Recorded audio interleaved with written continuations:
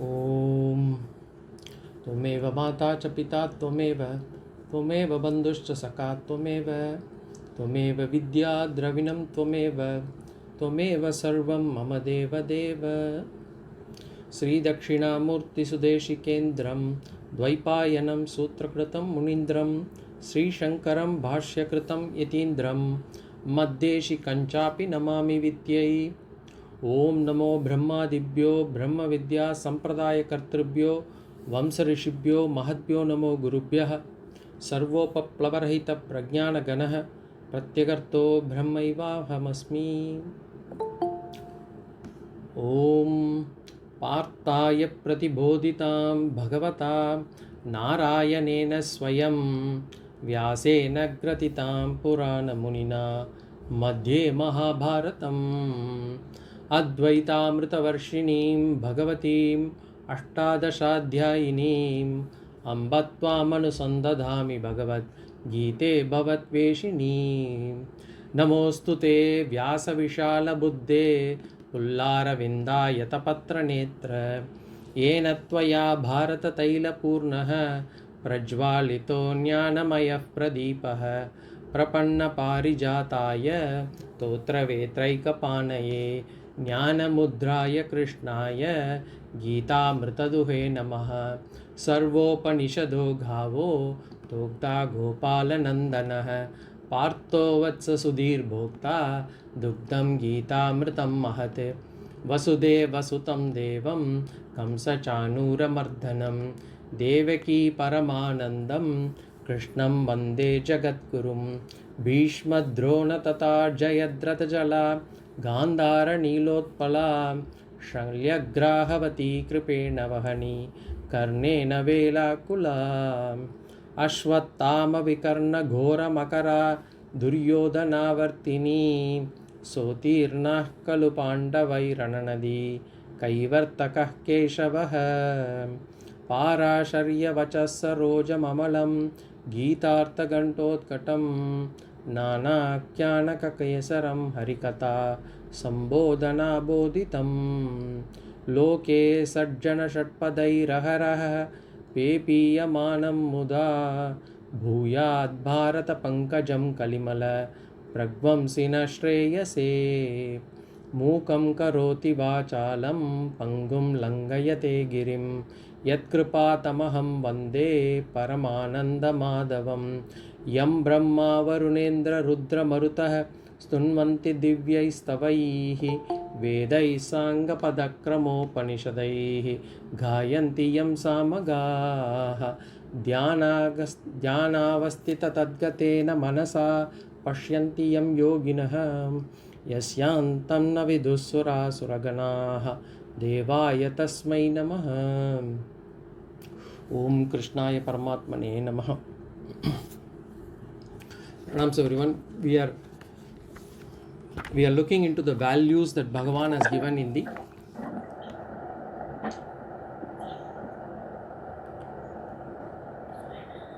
we are looking into the values that Bhagavan has given in the chapter 13. So in chapter 13, between slokas 8 to 12, Bhagavan has given a list of values which he says as fundamental that one requires to have, a spiritual sadhaka needs to have to be able to get this jnana. And so far we had seen sloka number 8 completely. There were 9 values that were given: amanitvam, adambitvam, ahimsa, shanti, arjavam, acharya upasanam, shaucham, stairyam, atma vinigraha. We had seen so far those 9 in sloka number 8. Then sloka number 9 we had seen 3. We'll chant the sloka first. Shri Bhagavanuvacha Indriyarteshu vairagyam anahankara yevacha janma mrityujara vyadi dukkha doshanu darshanam. So Bhagavan is giving few more values here. First one we discussed was Indriyarteshu vairagyam.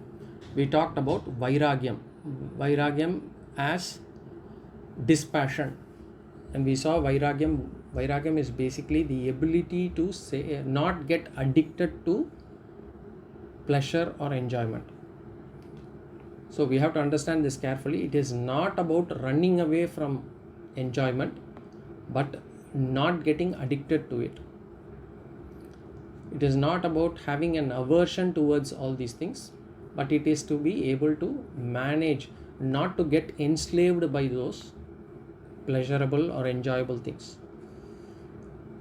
So we discussed there, we saw how only a Viveka Janita Vairagyam will last long. Any other Vairagyam that comes temporarily will also leave us immediately. It comes out of a temporary situation or a certain situation. If it is not supported by Viveka, if it is not supported by the discriminative mind, then that Vairagya will not last. And then we saw the main thing is Vairagyam. We will have to follow this. We will have to do sadhakam, and for that, basically, we have to ensure that we constantly reflect of what is permanent, what is impermanent, so that we don't get addicted to these impermanent things.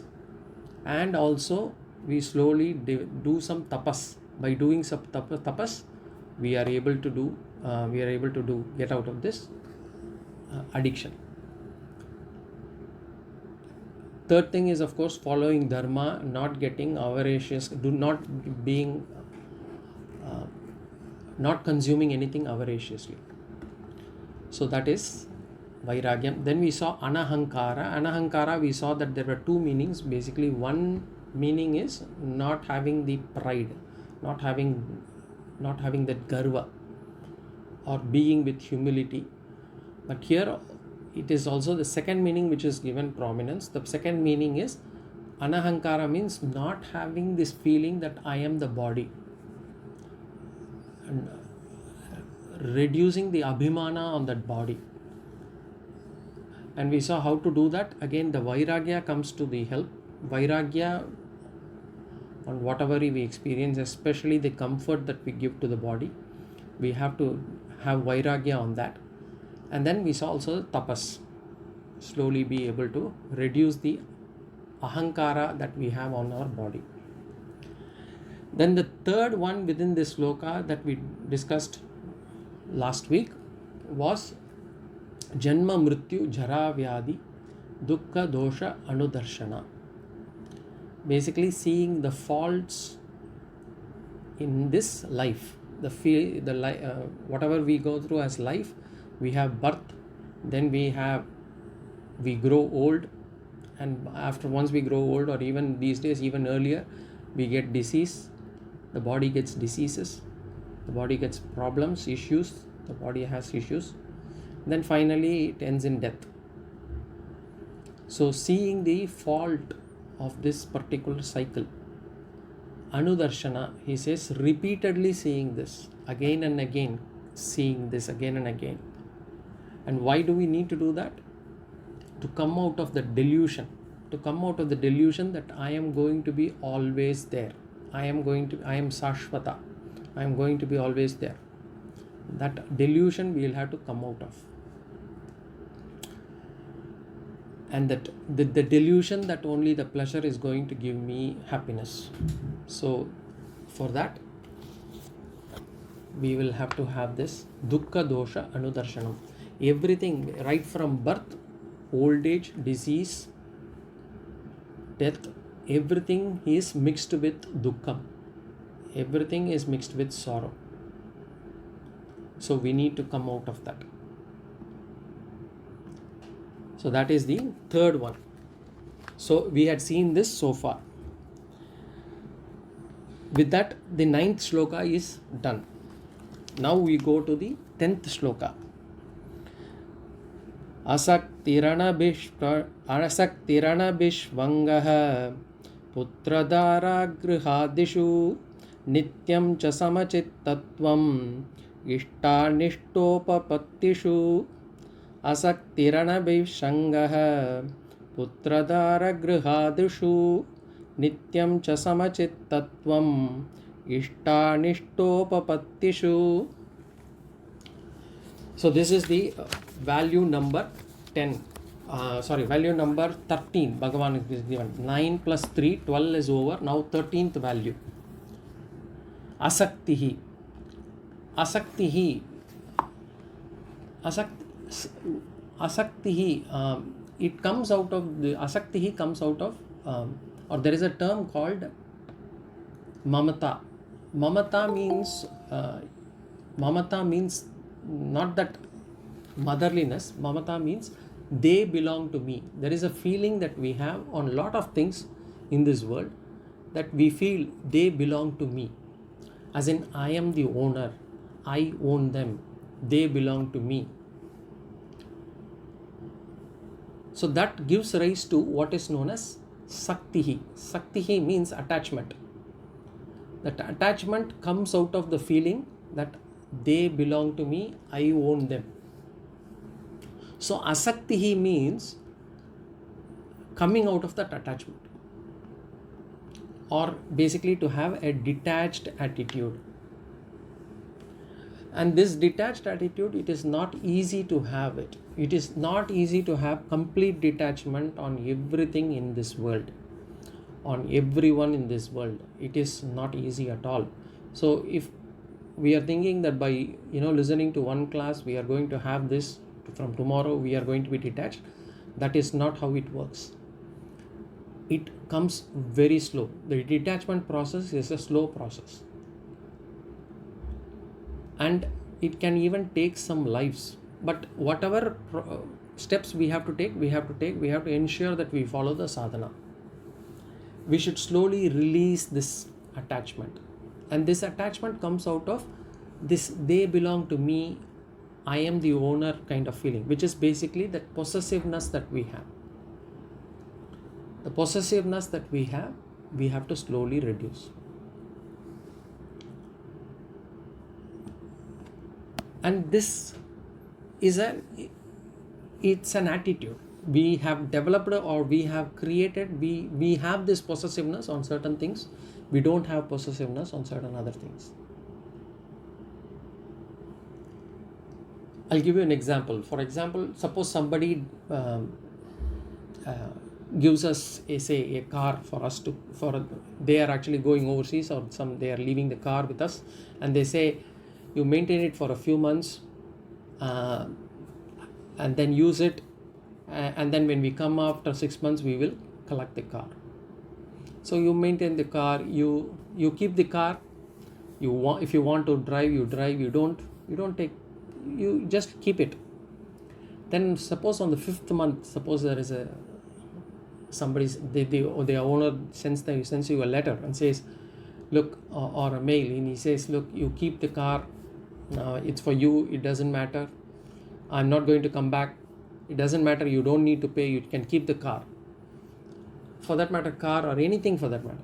Immediately what happens, our attitude towards it changes. Immediately we start cleaning that, we start maintaining that, we ensure that nothing happens to the car, we polish it, we do a good service, we send it for service and everything. It is the same car that we were driving during those 5 months, and the same car that we were now driving as well. But immediately the attitude changes, because we immediately start feeling that possessiveness, that this car belongs to me, I am the owner of this car. There is another example that I keep quoting, right? I mean, that a person goes, he stays in a town, he goes out of town, and then when he comes back, in the street that where he lives, there's a huge crowd, and then he comes to understand that his house is on fire. So immediately he panics, and then he tries to rush back, but then he sees his father and his brothers are all outside. They are looking at the fire as if nothing has happened, as if they are not actually affected by it at all. And then when he actually inquires what happened, they say, oh, this house, we just sold it last week, it does not belong to us. So immediately the agitation turns into a relief. So there is no more sorrow, there is no more agitation, there is no more anxiety. It gets relief. Then suddenly another person comes in and then he says, look, the transaction did not go through. The buyer has rejected it and the house is back in your name. Suppose if that happens, then immediately again their attitude changes. It turns into sorrow again. It turns into anxiety again. The house is the same. The fire is the same. The incident hasn't changed at all. The situation is still the same. Just the attitude has changed only because of whether it belongs to me or not. That possessiveness that I have changes the attitude.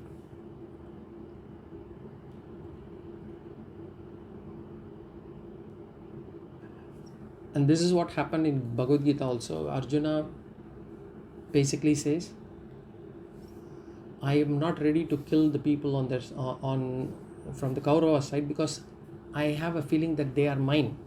They belong to me. So I don't want to kill them.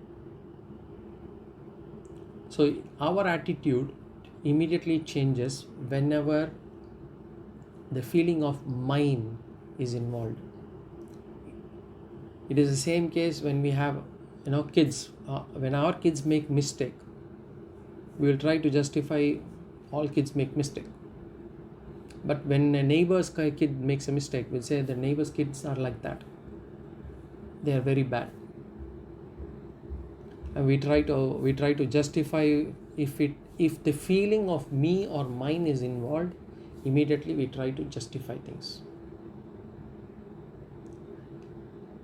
If someone dies, it is an event. It is an incident. But if that person is related to me, if it is part of mine, then it becomes sorrow. So death by itself is not the cause of sorrow. Just that the feeling of me or mine linked to it becomes the cause of sorrow. And that is what is called as mamata. So we have to do the corollary. So when does my mind get affected? Or where is the feeling of me or mine involved? Whenever my mind gets affected by things around me, wherever my mind gets agitated, then you can be certain that there is a sense of ownership. There is a sense of me or mine involved in it. Immediately my mind gets into anxiety, my mind goes into sorrow, anger, all those feelings come in the moment me or mine is involved. So Bhagavan says, develop asaktihi, develop a detachment, develop an attitude that do not take that to be yours. Do not be possessive. So how can I not be possessive? What should be the attitude then I should develop on these things? If they are not mine, then whom do they belong to? Bhagavan says, you are the trustee. You are not the owner. You take that you are the trustee. You have been given this by Ishvara, by me, by Ishvara, because of the karma that you have done. And that should be in our mind. So I am a trustee. So this wealth, whatever Bhagavan has given, he has given me. I am the trustee of this. And I have to use this for me in this life properly. It does not belong to me. It belongs to Bhagavan. I have to use them. The children have been given to me by Bhagavan. I have been given a responsibility as a trustee to take care of them in this life. This house has been given to me by Bhagavan. This body, we have to even include our body. This body has been given to me by Bhagavan, by Ishvara. I am the trustee of this body. So which means I have to ensure I take care of this body I have to ensure I have to take care of my kids. I have to ensure that I have to take care of my wealth. I should not let it go just because it is someone else. I am the trustee. Something that has been given in trust is, so I have to ensure that I keep up the trust, take care of things, and at the end of my life, it goes back to Bhagavan again. I will not be there to take care of my kids until they are there. I will not be able to take care of this house until the house is demolished. I will not be able to take care or claim ownership of this house or of the kids or the wealth even after my death. They have been given for a temporary period. I have to understand that. I have to ensure that I understand that I am the trustee. After some time, the house or the wealth or even the children are going to be somebody else. So we have to realize that. So Bhagavan says, develop an attitude of asaktihi. So what is the problem of this attachment? What if I have attachment? What is wrong in it? First of all, wherever there is attachment, wherever there is possessiveness, we give a lot of pain to the other person also, because we want to own that person, we want to control the person, and everybody wants freedom. And if that person feels after some time a kind of a restriction, if the person is actually pushed into corner, then that actually starts developing into a hatred. So possessiveness is never good. It gives a lot of pain to the other person. Not only does the other person have some pain, our freedom will also go.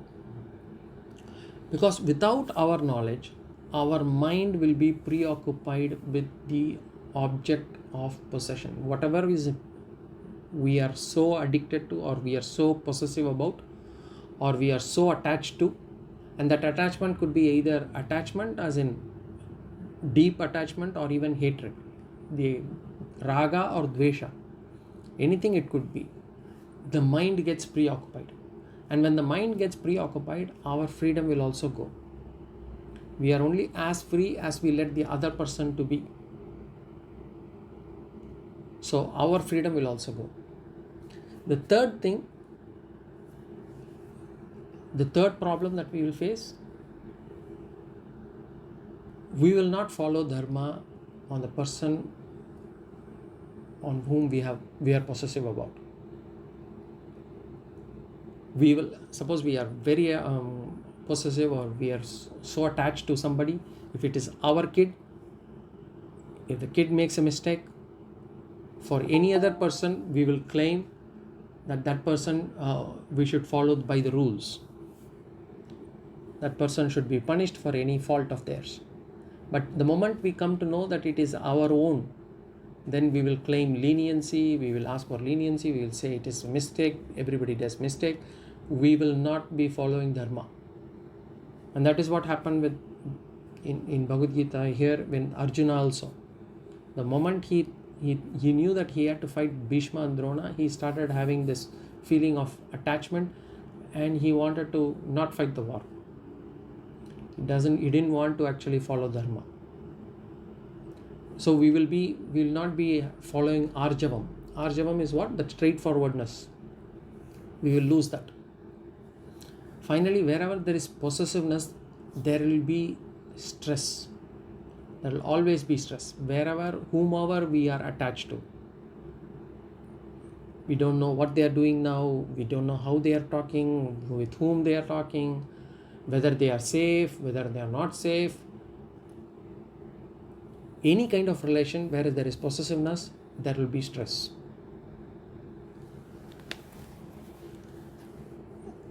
As Swamiji says, initially there will be a lot of attention. When there is possessiveness, there will be attention involved. And people who suppose I am possessive about someone, the other person is actually, initially that person will start feeling that attention from me, and they will feel good. Initially that attention will give them good, will make them feel good, but too much of attention will lead to tension. It will create stress. So possessiveness is never good. It can lead even into enmity. So asaktihi, Bhagavan says, follow detachment. Do not get attached to, do not feel, don't feel, have this feeling that I am the owner. Don't have this feeling that this belongs to me. Have a feeling that you are the trustee. And how can we actually develop this? As I said, how can we remove this possessiveness? If we already have possessive about certain things, how can we remove that? First of all, understand that these are all temporary relations. And this feeling that it has all come out of temporary relations, it has to come out of a thought process. We have to understand that even kids, our kids are temporary relations, only for some time. We have been given a duty, we have been given a responsibility, we are doing it. And that is to be extended everywhere. So friends, spouse, kids, even guru-shishya relationship, temporary relationship. There's no need to feel attached or addicted. So that is one. Second, we have to understand separation is natural. We should accept separation, and we should accept it happily. It's not easy, but it is necessary. Generally, it's more the humans who are very possessive, and they want to keep their kids at home. They want to actually overprotect their kids. Even animals are not over possessive or overprotective about their kids. They just, after some years, they send the kids out. They let them manage their own lives. It is only in humans that even at the age of 50 or even at the age of 80, the parent is still possessive and controls the kids who are 50. So this happens only with humans. So we have to understand that separation is natural, that all these are temporary relations. Then the third, as I said, we have to understand God is the owner. I am just a trustee. I am not the owner of anything in this world. Whatever has been given to me, it has been given to me, or I have got it through my karma. And these are only available for a temporary period until the object is there, because everything goes to a destruction, or until I am there. And that includes my body also. I am not the owner of this body. Bhagavan has given me. That's why we say we should not harm this body. That's why we say also suicide is wrong, or self-harm is wrong as well, because this body has also been given by Bhagavan to us. We have to maintain it. That is the third attitude that we have to have. Fourth one, we have to develop the attitude of aparigraha. Aparigraha means, not having more than what is needed.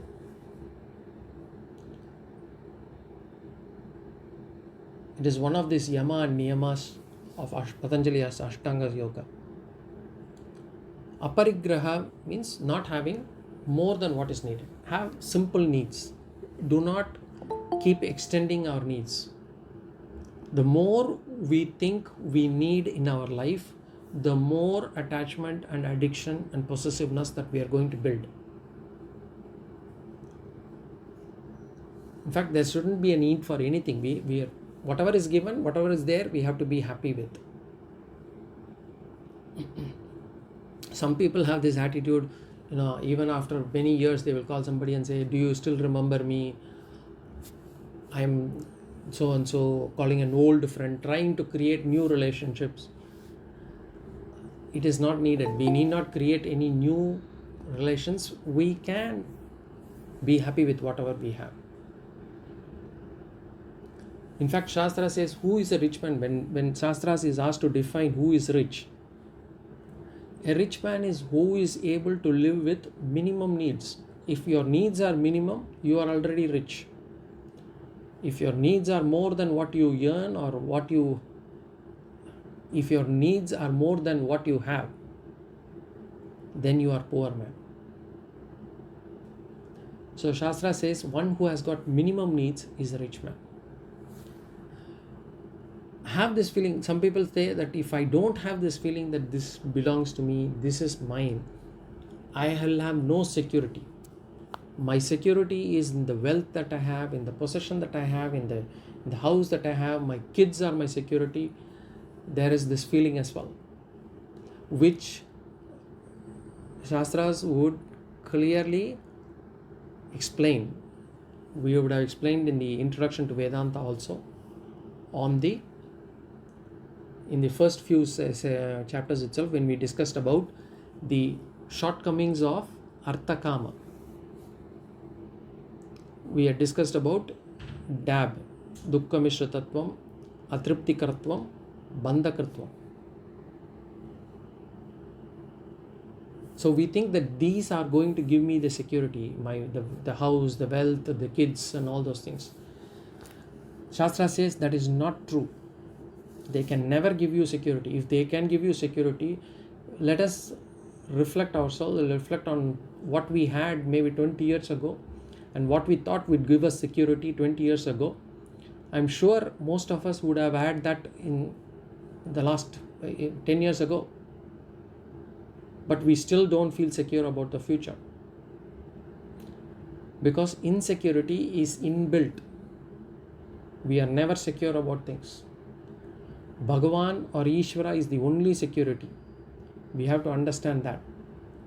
And if we are able to have our trust in Ishvara, then we can easily remove possessiveness on others, the addiction or the attachment to things and people. So that is another way to develop this attitude of asaktihi, to firmly believe and firmly get convinced that Ishvara is the only security. So that was asaktihi. Then the next one is 14. Anabhishvangaha. Anabhishvangaha. Anabhishvanga means this self-identification. We say ahanta. We say ahanta is Anabhishvanga. Basically, the self-identification, and Bhagavan gives a qualification for this. Anabhishvangaha putra dhara griha dishu. Basically, he says this self-identification, that ahanta. Earlier we talked about mamata. Now Bhagavan is talking about ahanta. Saying that with putra dhara griha dishu. Putra means son or daughter. Dhara means spouse, wife or husband. Griha means house, but you can also include all the possessions. And here Bhagavan says that we have developed this self-identification, that me and these people are not the same. So without our knowledge, we identify these people as ourselves. This is also wrong. Bhagavan says, develop this anabhishvangaha, remove this feeling of ahanta on your children, from your spouse, from the house or possessions that you have. It doesn't mean that we should not show love or care to these people. We should be showing love, we should have care, but at the same time we should have this emotional maturity. In fact, a family setup is to develop that emotional maturity. The family, it is as much for individual growth. When I say individual growth, it means mental maturity. the mental maturity to come out of this feeling of attachment. A family should not enslave us, and that is what Bhagavan is warning us. Do not get the family. Some people believe that the family is the only thing. If family is my life, anything happens to my son, it's as good as it is happening to me. That the feeling is, sometimes what happens when your child gets hurt, the tears come from our eyes. So the pain is there, the sorrow is here. Or we say, I feel the pain. That means what? We have extended ourselves from our body to that body also.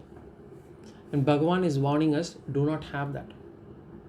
Family is for emotional growth. Family is for personal growth. Family is for spiritual growth. It is not for us to get drowned in it. Again, do not get it wrong. It is not about developing an aversion or running away from family. Family is a necessary setup that is needed for us to grow spiritually. We have to have that roles and responsibilities. We have to show love and care. We have to do our duty. Family is a necessary setup for us to first understand that as an individual, we are supposed to share with others. So first we share things with family.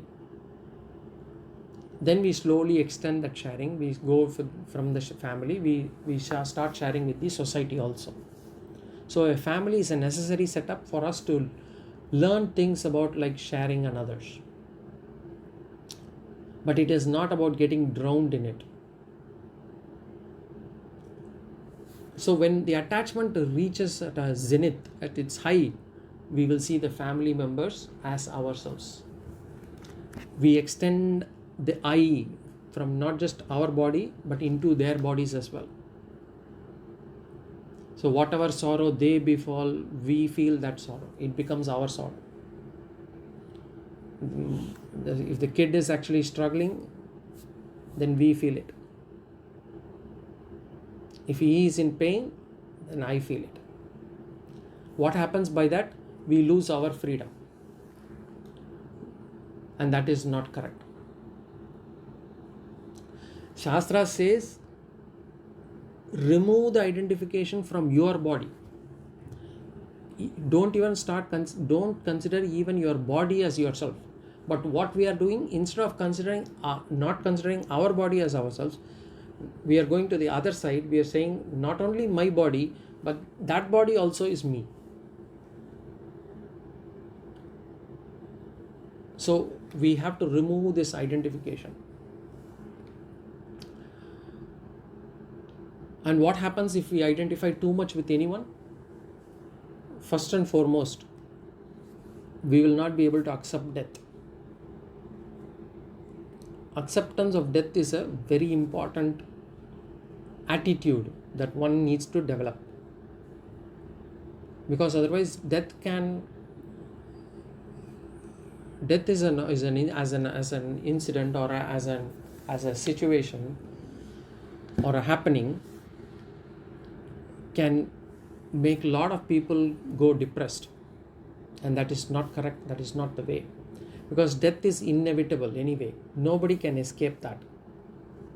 So acceptance of death is very important, because everybody has to die one day. It is not we feel sorrow about somebody else's death. One day somebody else is going to feel sorrow about our death, because not that we are going to remain. One day we will also have to die. That we have to remember. Second, sometimes we have this level of attachment on others, but the other person may not have the attachment on us. Generally we see, if we closely analyze, the attachment that the parents have on their kids is much higher than the attachment that the kids have on their parents. So what happens? So as a parent, I have attachment. My parents have more attached to me than me getting attached to them. Whereas I am more attached to my son than he being attached to me. And he will in turn get more attached to his son rather than being attached to me. So this is what happens. Nobody has the same level of attachment. And the level of sorrow is directly proportional to the level of attachment. The more attached I am, the more that person or that object or that possession or that situation, whatever, wherever that attachment is, that is going to give me sorrow. I am giving them the license to make me sad. Wherever I have that attachment, I am giving them the license. I am giving them the freedom for them to make me sad.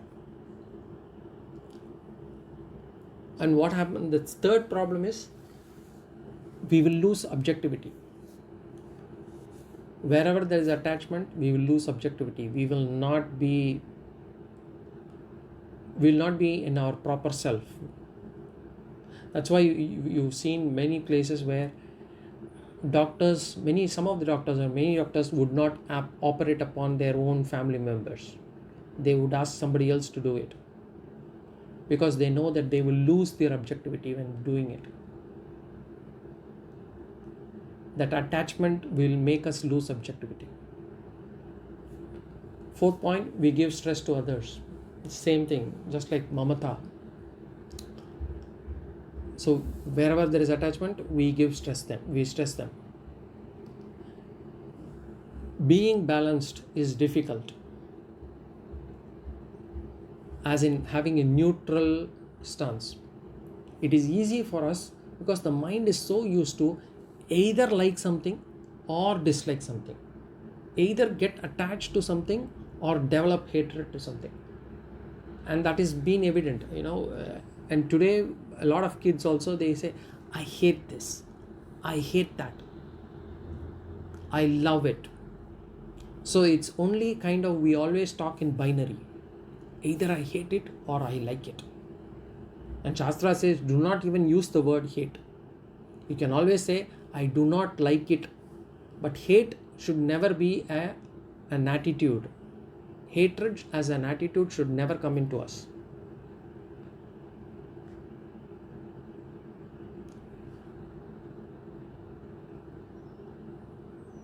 Adveshta sarva bhutanam.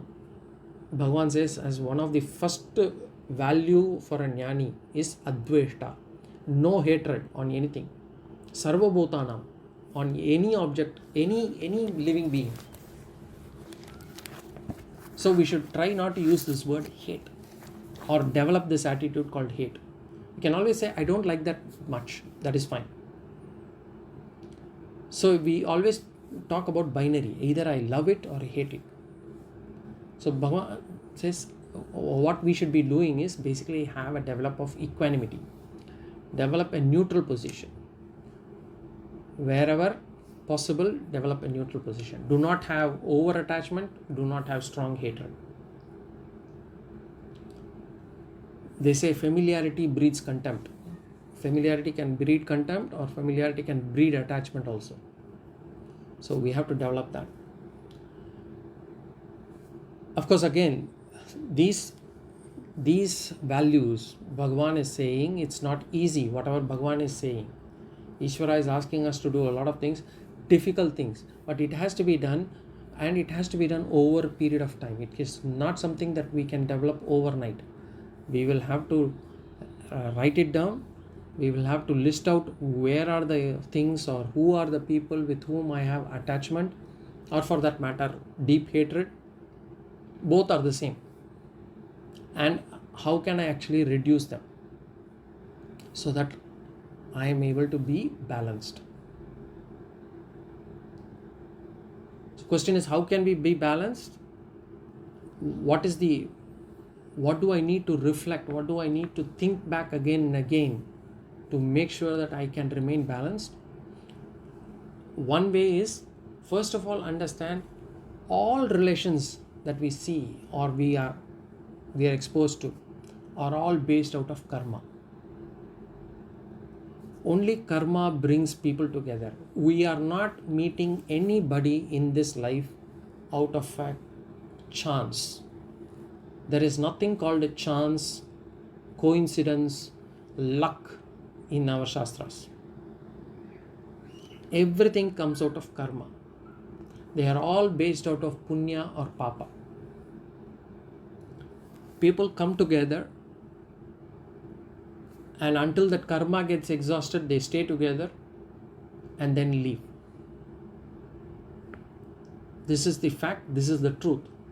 And that is true with either. It is true with friends, it is true with relatives, it is true with spouse, it is true with neighbors, it is even true with guru and shishya. It comes out of karma. Once the karma comes exhausted, it go back. So we have to remind ourselves, keep reminding ourselves that these relations that have been given to me are for only one purpose.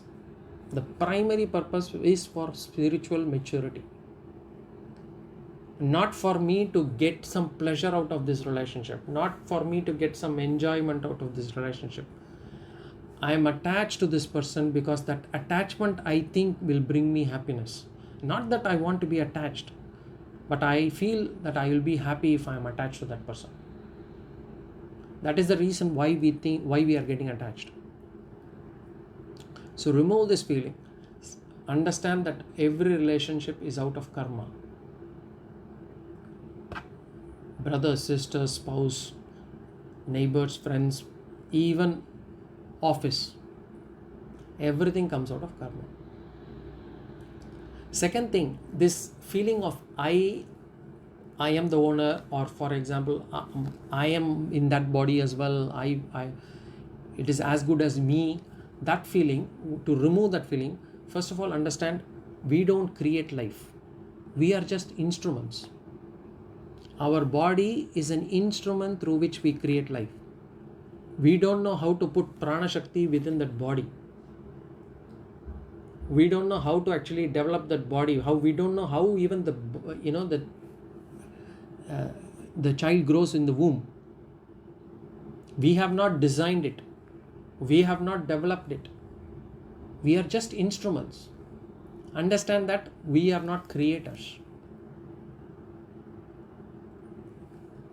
God or Ishvara is the creator. We are just instrument in his hands. And when whoever comes as our kids, they come with their own samskaras. Every child or every individual comes with their own samskaras. It is not that we have given them from our kind of upbringing. They have their own samskaras as well. So we should be careful. So that is another way to remind ourselves to have a balanced life or have a balanced outlook on people.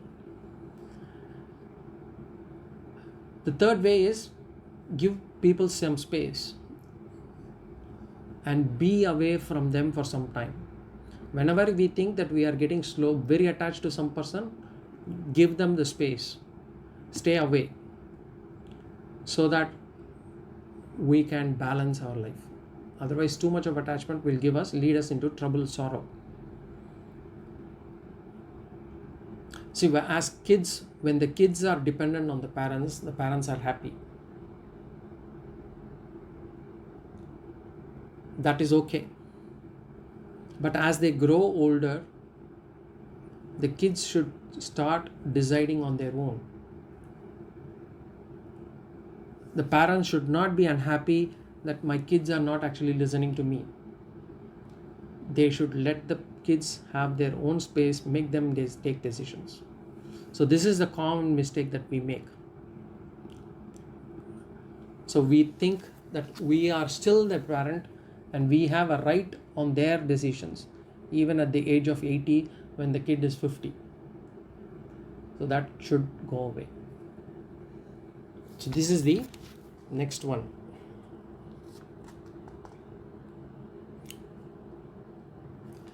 The next one, this is 14 we had seen, Asakti. Then we saw Anabhishwangaha from Putradhara Grihadishu. The next one is Nityam cha Samachittatvam. Nityam cha Samachittatvam Ishta Nishtopapattishu. Ishta Anishta Upapattishu. So this is a single value. Nityam cha Samachittatvam Ishta Anishta Upapattishu. Nitya means always. Always. Samachittatvam means be equanimous. So be equanimous in when. Bhagavan says, when do we need to be in equanimous position? Ishta Nishta Upapattishu. In both likable and dislikable situations. So be equanimous in both likable and dislikable situations. Remember, we don't use love and hate.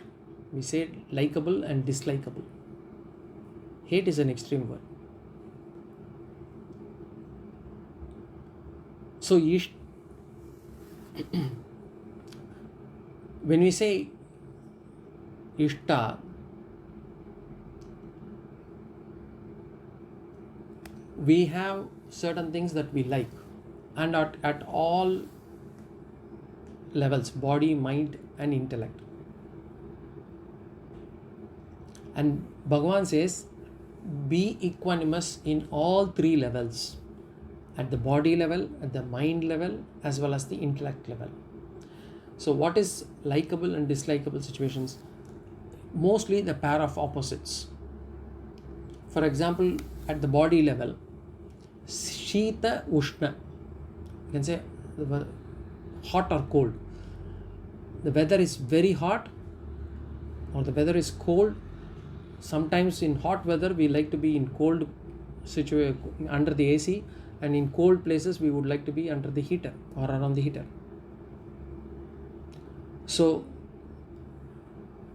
we always have a likable situation and a dislikable situation. If it's too hot and we'll have to be under the sun, we don't like it. That is a dislikable situation. And if it's too cold and we don't have a heater around, we are not happy as well. Shita Ushna, that is at the body level. At the mind level, we also have Sukham, Dukkham. Both come and go. We have joy, we have sorrow. So there is a likable situation. Whenever we have joy, we like it. Whenever there is sorrow, we dislike it. So at the body, mind level, we have joy and sorrow. And then at the intellect level, we have this manam and apamanam. Somebody who praises us, somebody who criticizes us or humiliates us. That is at the intellect level. So Bhagavan says, whatever be the situation, be equanimous.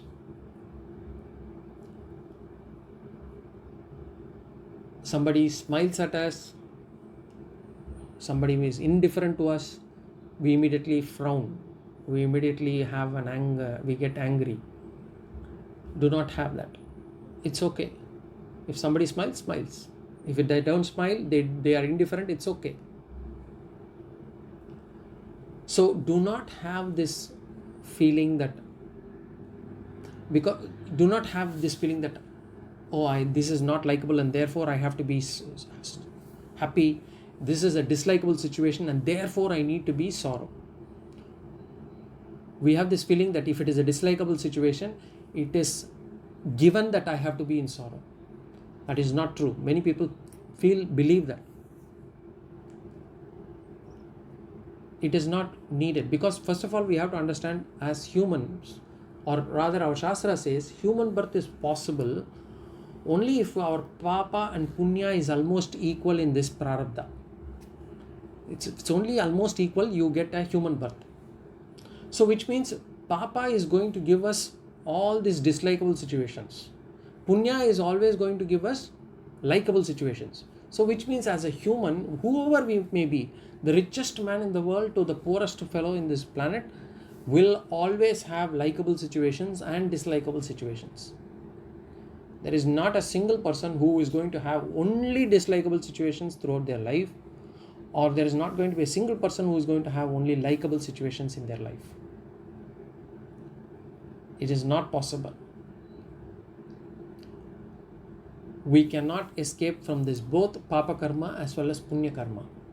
So punya gives us these ishta situations, papa gives us this anishta situations. And if someone says, I don't want it, sorry, it's not possible. You cannot escape.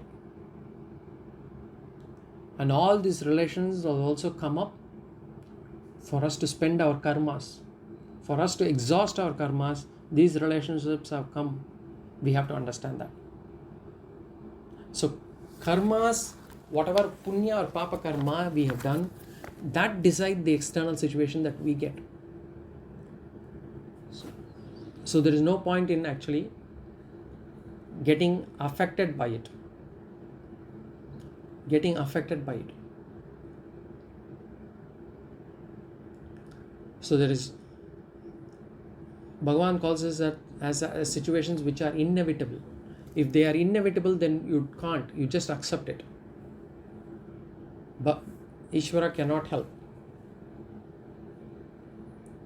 In fact, Bhagavan did not help Subhadra or even Arjuna. When he himself was born, when Bhagavan himself was born as Krishna or Rama, there were so many dislikable situations. Rama was asked to go to the forest. Krishna was actually born in a jail. And he had to fight against all the asuras. His own mama was cruel to him. So all this, even as Bhagavan, they have to go through all these difficulties.